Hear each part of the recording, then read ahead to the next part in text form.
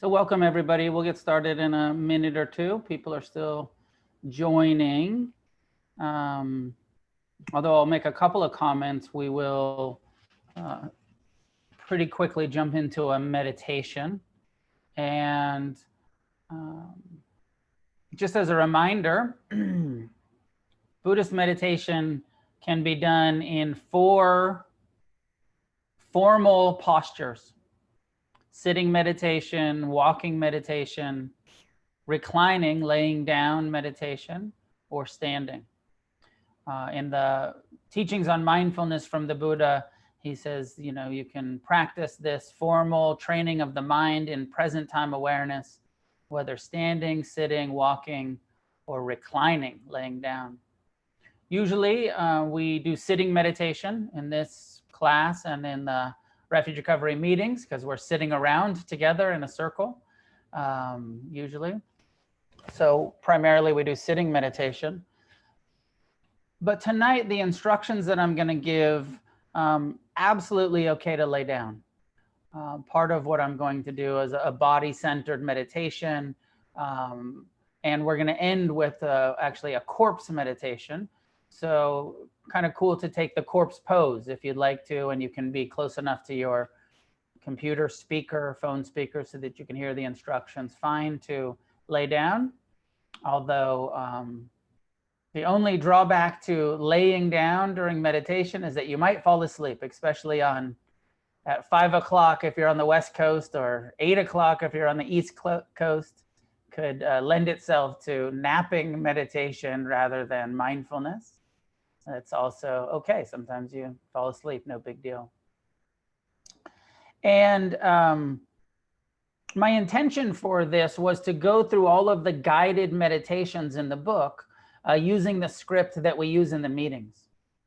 And as I opened the book to look at, okay, I'm going to do the parts of the body. And I think there was even a social media promotion that we're going to do the body parts. And then I realized actually there is no script for the body parts or the 4 elements or the corpse in the back of the book. So we're going to jump back into the appendix where I do give the instructions on the parts, the 4 elements, and the corpse. And I think I'm going to take you through all 3 of those because they're all kind of short instructions and they're all connected. And these all come as part of the first foundation of mindfulness. Often we practice the first foundation as just the breath and body, but the Buddha's instructions was also be mindful of the 32 parts of the body as the 4 elements, and this body as impermanent, as a subject to dying and to decay. So we'll go all the way through that first, and then we will have some discussion together. So find a way to come into stillness, whether you're going to do a sitting posture or a reclining posture. Take a seat, lay down, and close your eyes.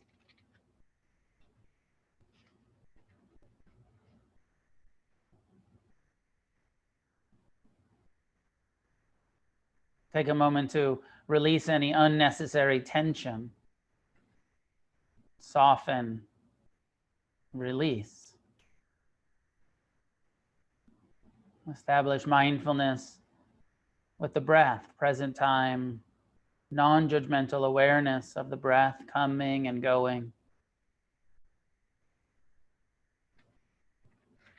Let go of the past, the busyness of your day. Acknowledge the full range of phenomena that are happening in the present moment. Thinking is happening, hearing, seeing, tasting, smelling, and physical and emotional sensations are all present. Allow all the experiences to be as they are. Redirect your attention to the sensations of the breath. Let the other sense experiences fall to the background as you bring awareness of breathing to the foreground.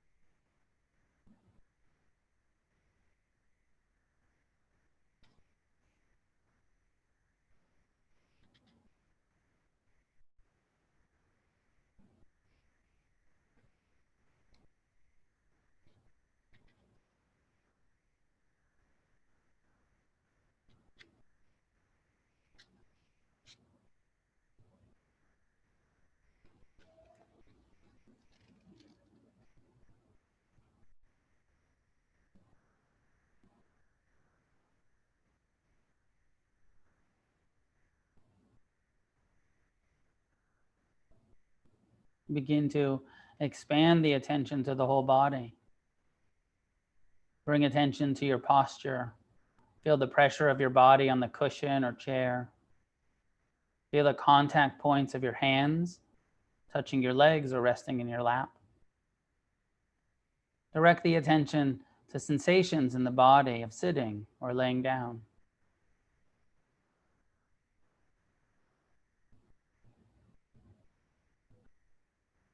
With the foundation of present time awareness as established by the continual returning of the attention to the breath and body, you can now allow the attention to expand to include all of the sense doors.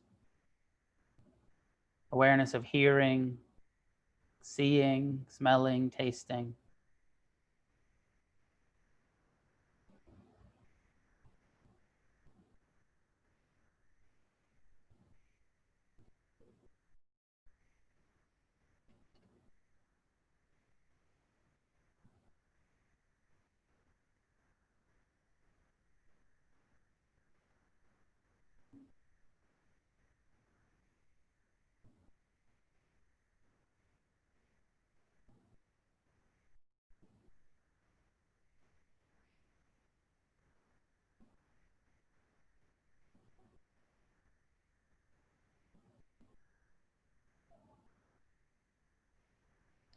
Continue to connect the attention with the felt sense of the breath and body. Begin refining the attention to the moment-to-moment flux of sensations. Investigate the constantly changing nature of each experience. With clear comprehension, receive the transient phenomena with non-judgmental awareness. Attempt to sustain awareness of the arising and passing of each sensation.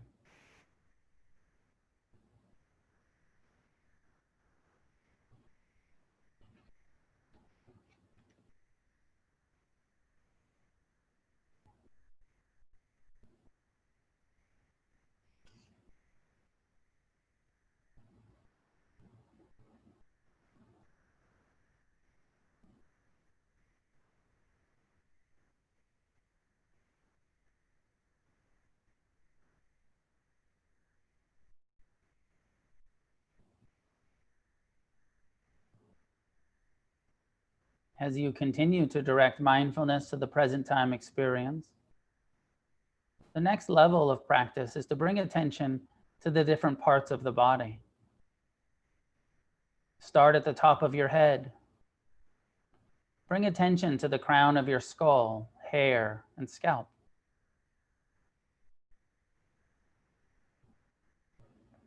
Then slowly scan your attention downward, visualizing and taking inventory of all the parts of your body.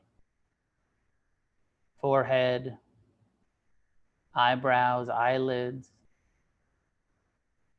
eyes, nose, cheeks, ears, jaw, lips, mouth, teeth, tongue, chin.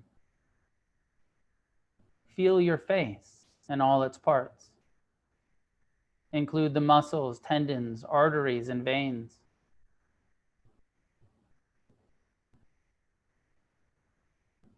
Visualize your brain resting in the cradle of your skull.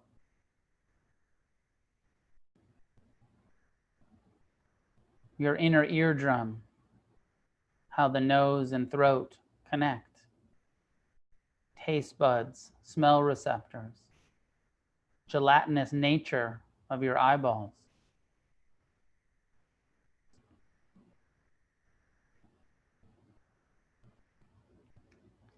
Begin to scan the attention down the neck. Visualize your throat, the passageway leading to the stomach and lungs. Vocal cords, muscles, veins, arteries, vertebrae. This is what holds your head onto your body. Feel it.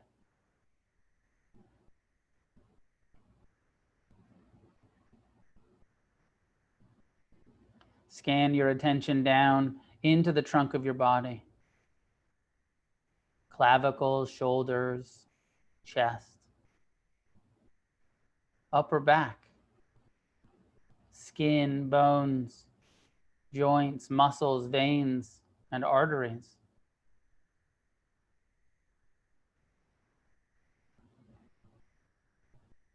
Breasts, nipples, ribs, sternum, vertebrae, and organs.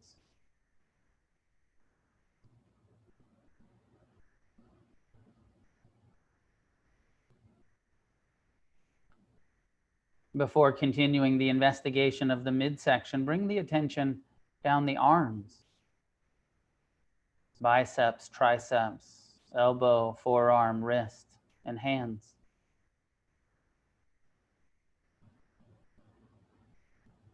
Without moving your hands, feel your fingers, fingernails, and palms.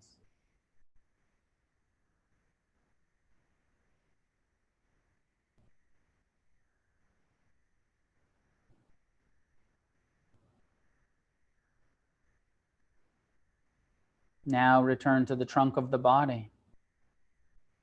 Take inventory. Heart, lungs, liver, spleen, stomach, kidneys, gallbladder, intestines, reproductive organs, colon, bladder, fat, feces, and urine. Visualize the trunk of your body as if the skin was removed and you could see all your inner workings.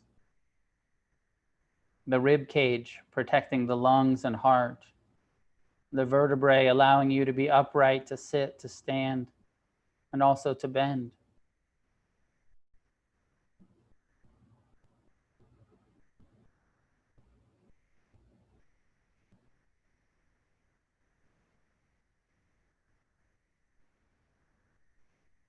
Continue to scan down into the buttocks and genitalia, penis and testicles or vagina,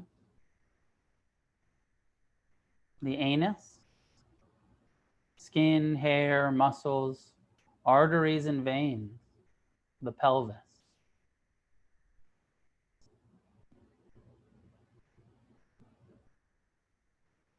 Next are the thighs. This is the largest muscle, the largest artery, the largest bone in the body.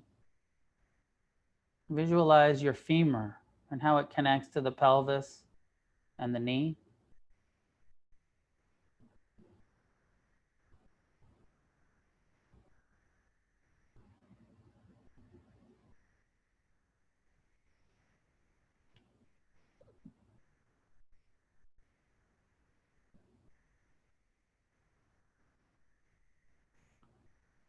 Then bring attention down into the knees, kneecap, back of the knee, connecting to the lower leg, calves, shins, and ankles.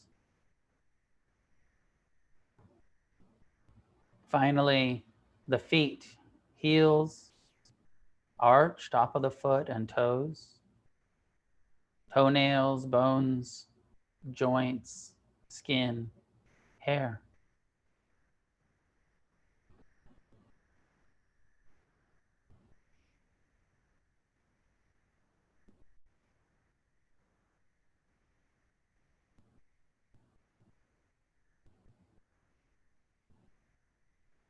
Having scanned the attention through the body, we reflect on the impermanence of this body that is subject to sickness and injury, aging, and death.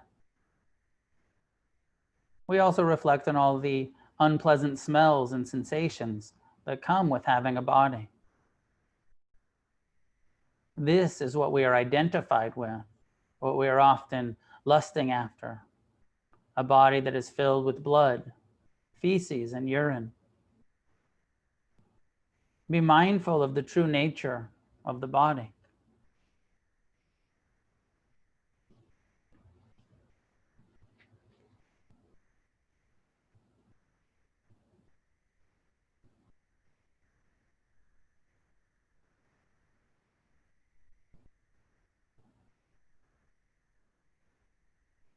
As we direct mindfulness to the body, we begin to understand that all that is being experienced here in the body are the four elements.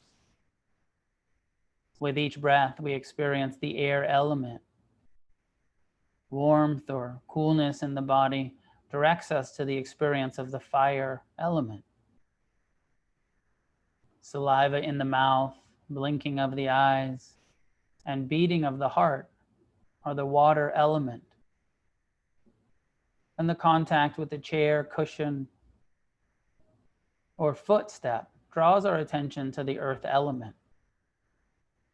This body, when investigated, shows us that the skeleton is earth. The skeleton is surrounded by water-based muscles and organs. The muscles and organs are warm. We have a natural fire inside. And the body is porous, breathing organism. Not only is air entering and exiting through the nose and mouth, the skin itself is constantly breathing. Sit in meditation and observe closely all aspects of this body. Name what element you are being mindful of in each moment. See if you can find any part of the body that is not of the four elements.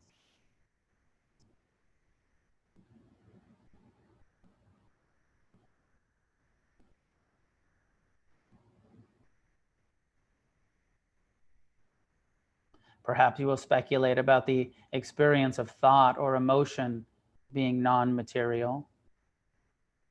And although from one perspective this is true, it is through the four elements that we have a brain and a heart to give rise to thoughts and emotions. So technically, they are part of the four elements too. This is what it is like when all four elements come together in the form of a living human body. The body experiences emotions, the mind experiences thoughts, and they both experience pleasure and pain.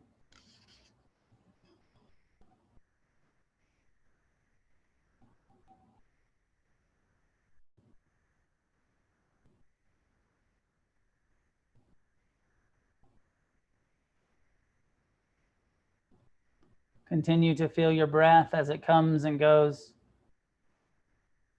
And notice the heaviness of the physical body. The pressure against the cushion or floor. Feel the effects of gravity on your body.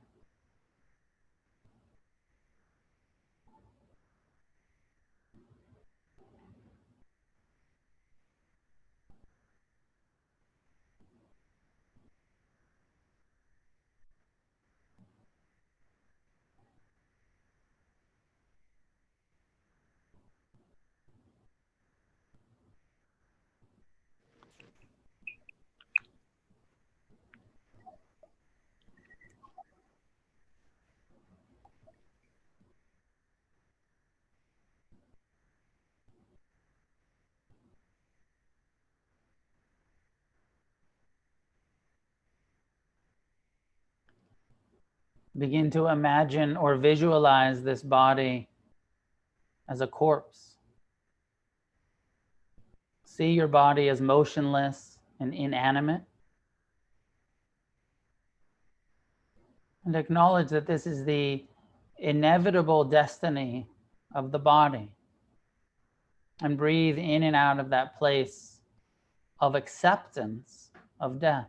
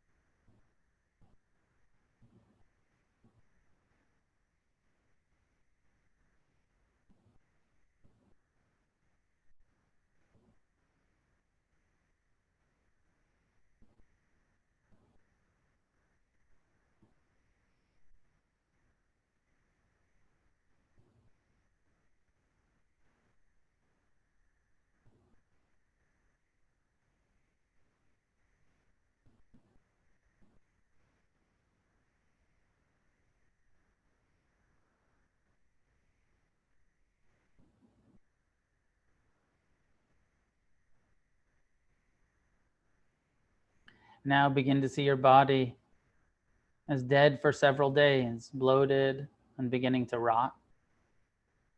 Imagine your body as lifeless and in an advanced stage of decomposition. Allow your imagination to be as graphic as you'd like. Worms eating your flesh, maggots, and so on.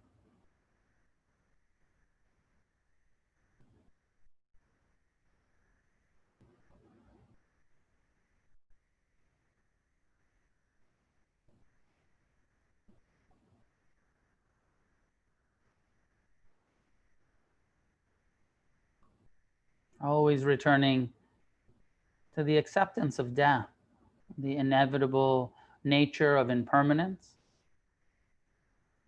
This physical body arises and passes, decays. Now move on to seeing your body as a skeleton, all of the flesh and blood gone, bones and ligaments alone remaining. Even the bones are beginning to crumble, eventually falling apart and scattering, until finally only dust remains.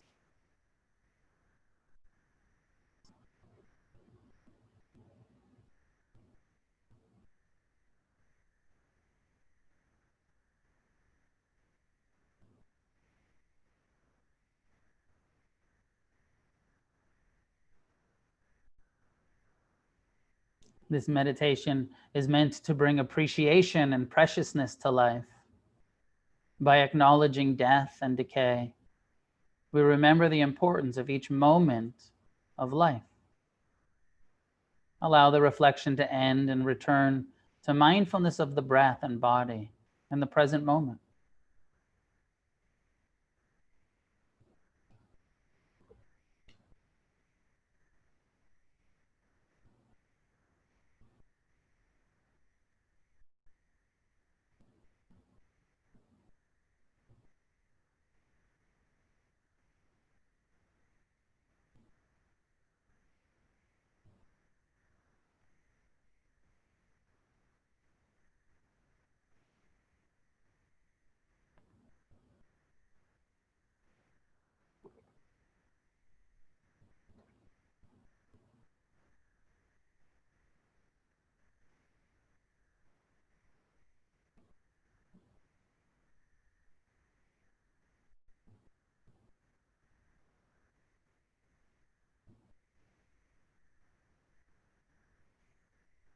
And as we end, just reviewing these three levels of practice, being mindful of this body as components of parts of skin and bone, flesh and blood, organs.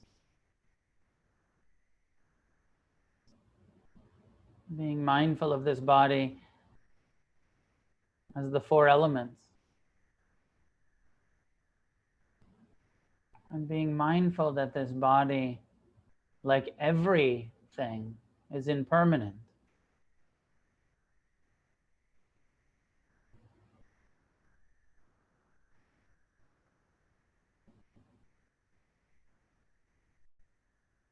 And when you're ready, you can allow your eyes to open. Bring awareness back to seeing and moving and engaging with the Sangha here on Zoom. So come back from death. You've been reborn, reanimated, reincarnated, and we have some time to connect and discuss these three other levels of mindfulness that are often skipped. I'm often guilty of skipping it. Often we think of the first foundation of mindfulness as breath awareness, awareness of the body, breathing. But in the traditional teachings from the Buddha, he said, yep, start by mindfulness of the breath, sitting, breathing, and now expand to your whole being and investigate this body. As you know, mindfulness is present time, non-judgmental, investigative awareness. What's happening? Turning towards what is this body? It's all of these parts. It's the four elements. It's subject to sickness, aging, and death. All in the service of appreciating life, existence, and breaking some of the ways that we create suffering for ourselves. So I want to open to discussion. How was that? Also, if you want to report how that meditation was for you, or what questions does it bring up? Does it seem useful? How does it connect to your process of recovery? How have you used these meditations? If you have. If you have a comment or a question, please raise your hand using the chat option where it raises the little blue hand, and I will call on you.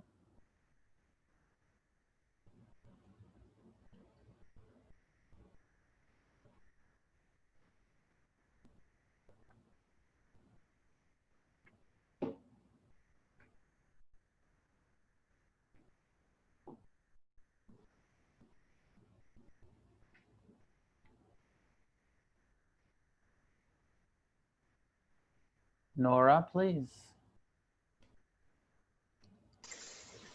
Hi. I actually find the hand raising in the participants list, but oh, okay.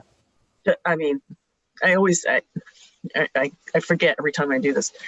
So I love that meditation. I've never done one like that before, and I'm very happy to learn that there are some lying down meditations. I was telling a friend that I was starting to do this, and the sitting is very intense, and I have the posture of a longtime white collar worker, and I try to avoid sitting at all costs because I have to sit all day for work. I've noticed everybody sits very straight. I'm hunched over right now. So that was a bonus for me, and I liked the pretend death. So maybe I'll say something else later, but I loved it. So. Thank you, Nora. I'd like to make a couple comments, if I may, about the difference between sitting. I'm glad you enjoyed that and this level of practice.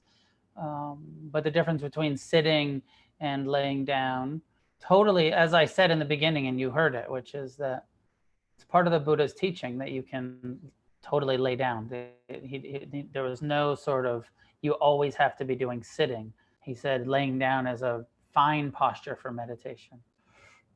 Problem is we might fall asleep if we're laying down too much.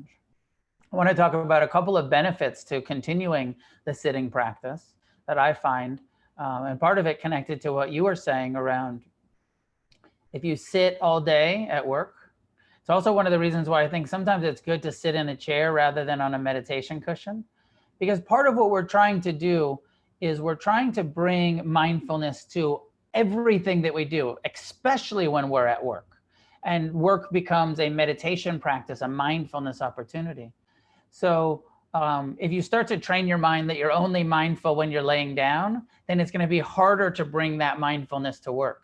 So if you train your mind in sitting meditation in a chair, you're in that posture, you have that sort of muscle memory of like, oh, I'm sitting in a chair just like when I'm meditating, and I can bring this same type of present time, non-judgmental, investigative awareness to here at the office.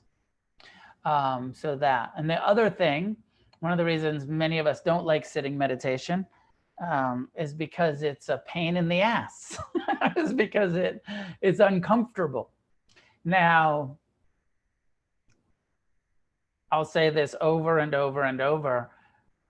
We have to learn how to be uncomfortable. We, as addicts, recovering addicts, alcoholics, whatever we want to call ourselves, we have to learn to be uncomfortable because life is uncomfortable. There's too much unavoidable pain in the realities that we all live in, that if we don't develop a higher tolerance and ultimately compassion, mercy, and friendliness towards our own pain, including physical as well as emotional and mental, then it's going to be hard, if not impossible, to stay sober or stay in recovery. So the sitting meditation and all of the discomforts that come with sitting meditation are training us to be tolerant, be kind, and in the long run, we will develop compassion through our sitting there with the pain in our back and our sore shoulders and our achy ass.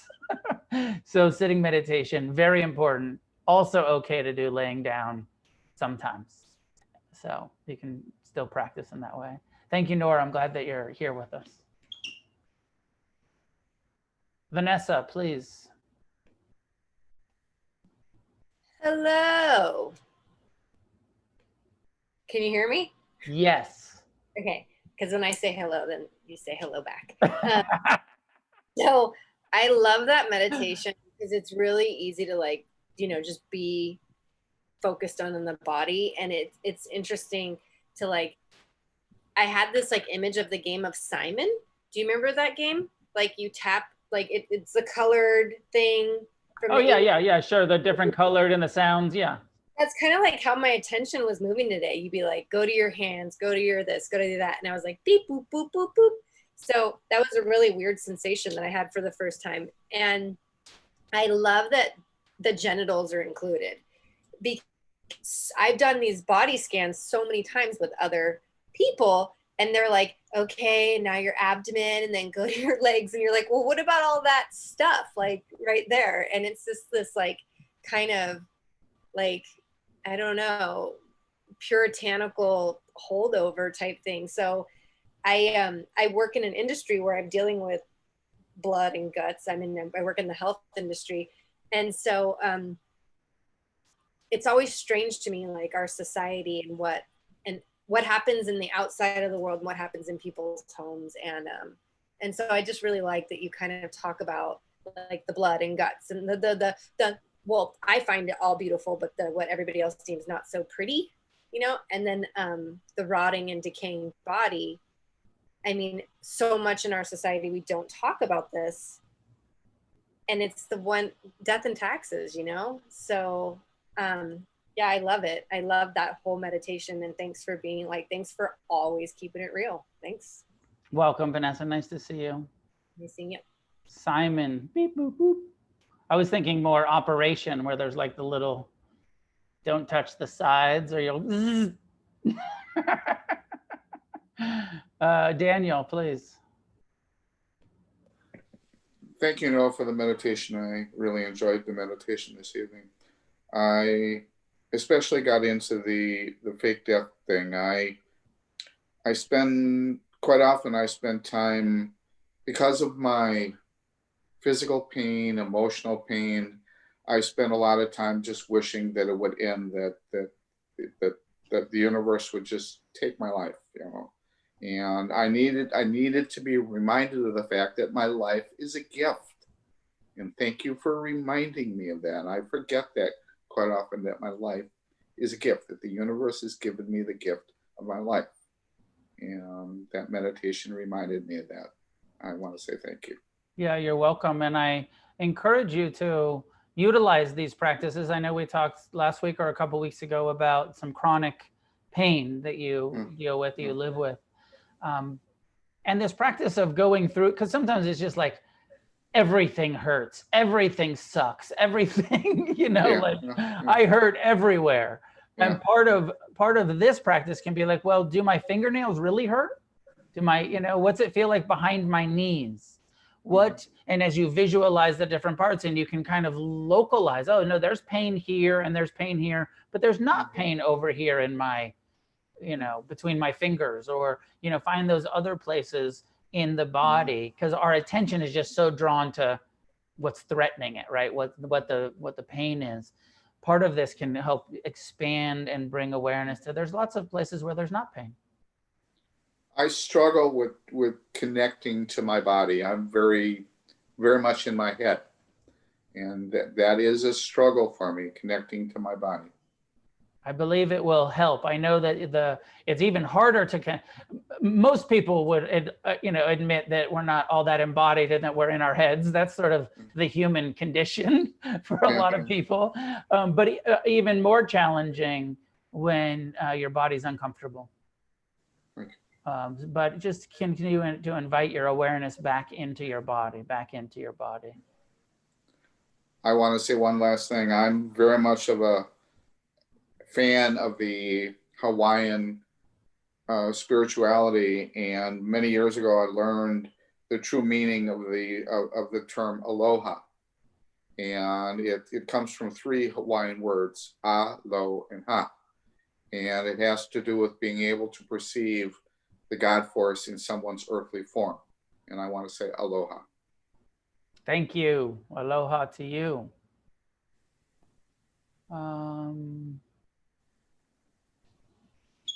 Thanks, Daniel. Any other questions or comments? No pressure. I'm ready to go surfing. It's beautiful in Los Angeles. So speaking of aloha, I'm ready to paddle out. Okay, go ahead. Who's speaking? Oh. Liz, go ahead. Hi. Hi. I've never been to a refuge meeting before. This is my first time. I just wanted to say that I really enjoyed the meditation.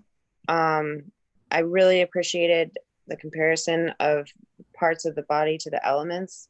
I thought that was wonderful. And this is great. Thank you. You're welcome. Come back, come to some meetings. This is not a real Refuge Recovery meeting. This is just me kind of sharing the meditations and reflecting with you on them. Real heart of Refuge Recovery is going to the meetings and connecting with each other and developing the community of support that we give each other as recovering addicts. And these meditations are part of our guidance, part of our solution, part of our practice. But of course, recovery is so much about connection and community and supporting each other and doing the inventories and doing the meditation and living in the solutions. But thank you, Liz. Welcome to Refuge. Is it Tara or Tara? I actually love hearing it both ways. Okay. So, I just wanted to say also, I appreciate how visceral the meditation was. I think a lot of us, but I know me in particular, we like to measure our worth by how much we accomplish and how much we can do. And this year has really shaken that for everyone, but it's really, really shaken it in a way for me that it led me to a new place of surrender. Ram Dass talks a lot about, that ultimate moment of surrender, where you can actually just be with yourself. And it kind of came in the form of wanting to die. And I had never experienced that before. I'd always, been close to people who had issues with suicide, but I've never actually experienced it. And for a couple solid days, I just didn't want to exist. And the freedom that came from that came from being okay with it and learn. And it becomes a practice. Someone cuts you off in traffic. Okay, I could be okay with that. You get a pain in your knee. Okay, I can be okay with that. Okay, well, you're going to die and you're going to be that image of rot, and learning to be okay with that. And I think it's just incredibly freeing. And so I'm really glad that was part of tonight. So thank you. Welcome. Thank you, Tara. Yeah, this holds a very central place in the teachings of the Buddha to become intimate and aware and friendly towards the reality that everything's impermanent, including us, and especially these physical bodies. So, there's this corpse meditation where we visualize the corpse, and there's a refrain where we say, I'm not exempt from that. There's also a practice that I didn't include in Refuge Recovery, but maybe I should have, which I very much like. That's a traditional Buddhist practice called the 5 daily Buddhist reflections, where we say to ourselves every day, I am of the nature to age. I'm not exempt from aging. I am of the nature to get sick or injured, disease, injury. I'm not exempt from disease. I'm of the nature to die. I'm not exempt from death. That's just part of what's happening here. And everything that I cling to, I will be separated from, and I can't keep any of it. And anything that we're attached to, will lose. And lastly, the last of the 5 reflections is my actions, my karma is my only true possession in this lifetime. The only thing that I actually own is how I behave. Everything else is rented, is borrowed, is impermanent, but I really own my actions. And, this is the cause and effect and the teachings of karma. And the good news is about that is that we own our actions, and we can change the whole direction of our life by getting sober, by doing the work, by making the amends, by creating positive karmic momentum. We can recover through our own actions in this lifetime. And that's what we will possess. Jordan. Thank you, Noah. Yeah, I think the one thing that I thought of during the death part of the meditation was kind of how you come into this world with nothing, and how freeing that was, and how even though I didn't have anything when I was very young, that was I could still be happy. And I don't know how many of you can see how much junk I have accumulated throughout my life, but I have a kind of a needle of the eye hole coming up in my life where I could end up incarcerated, and a lot of this stuff may vanish. And part of me is, of course, worried about that. But the other part of me is like, that might free me up a lot. Maybe I'll get the chance to rebuild this in a way that might be better than it was before. And I think I just wanted to say a little bit something to what Tara was saying. I believe she said that she felt freeing with death. Well, I had a suicide attempt a while ago, and it did kind of the opposite for me. I feel every breath is precious now, and it actually set me up to succeed more in my recovery. I didn't immediately quit substance use at that time, but I'm now able to kind of deal with that with a bit more, oh gosh, I don't know, I'm out of words, but yeah, life is very precious, and to imagine that death really does bring it into perspective. Yeah, and that's the point. That's definitely the point of the meditation. I know it freaks some people out, but of course it's about waking up to preciousness. We're here and we have this opportunity to heal and to recover and to wake up and to help each other and to create a positive change on this planet. And let's not waste it being loaded. Let's get sober and do some good work. Brian. And then John, I'll take, oh no, we have a few more minutes. Brian first.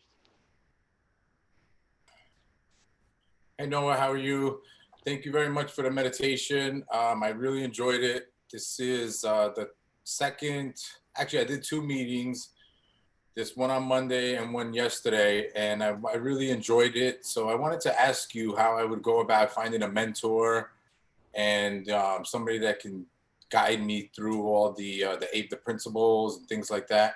Yeah. Welcome, Brian. I'm glad that you're connecting and enjoying it, and welcome to Refuge Recovery. Thank you. And, I'm actually in a recovery center right now myself. So I'm at 37 days sober. I'm going to be here for 90. So I have a good guys with me, and I'm learning a lot from all of them. Great. And what part of the country are you in? I'm in California. In California, okay, yeah. Lake I mean, Forest. right now, as we're doing right here, almost everything is just in Zoom, especially in California. There are parts of the country where in-person meetings are starting up again, or outdoor, kind of park meetings and stuff. But the core answer is, we find our mentors and we build our Sangha fellowship, our community, by attending meetings. And my own sense would be, don't be in a huge hurry. And I know it, like maybe in the recovery house, it's an assignment, like get a sponsor, get a mentor, like, and of course that is important. We put a bit of an emphasis in Refuge on attend, start your meditation practice, get your support from the meetings, go to meetings every day, learn it a little bit, and then listen to see who's not full of shit. And you can't tell, you're right, like listen to see who's doing it, who's living it, who's showing up regularly to those meetings. And then when you see some people that are doing it, then you ask, so here it's like you ask in the chat, in the at the meetings, you say, hey, I'm pretty new and I could use some support, some guidance. But my own feeling is like, listen for the people that you feel like, oh, that person sounds like they're doing it, and maybe they could teach me a thing or two about it. Okay. Thank you very much. Welcome. Oh, yeah, man. John. Hello, thank you. I wanted to tell one of my favorite stories. And it comes about when we start talking about impermanence and dealing with the thought of our bodies decaying and such. But when I was younger, when I first started exploring, I found a Shin temple that actually had a very unique twist with it, because it was also Zen. And the sensei there was like a 14th generation Shin priest, and he has this wonderful sense of humor, but he always got his stories across. And the story that I love so much is he said that one of his senior students just happened to be in that mindset of work is bad, life is bad, I ache, this is bad, everything, it was just wrong. And Sensei said, I just laughed at him and said, it's okay, you'll be dead soon. Which I think makes this huge concept that that's the alternative. So, look at, the more optimistic, and take it with take life and enjoy, because it is fleeting and we won't be here forever. So that's my story. Thanks, John. Cool story.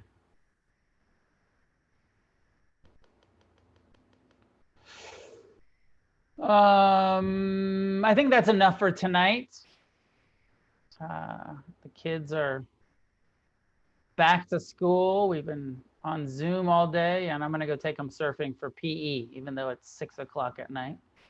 And great to be here. Good to see everybody.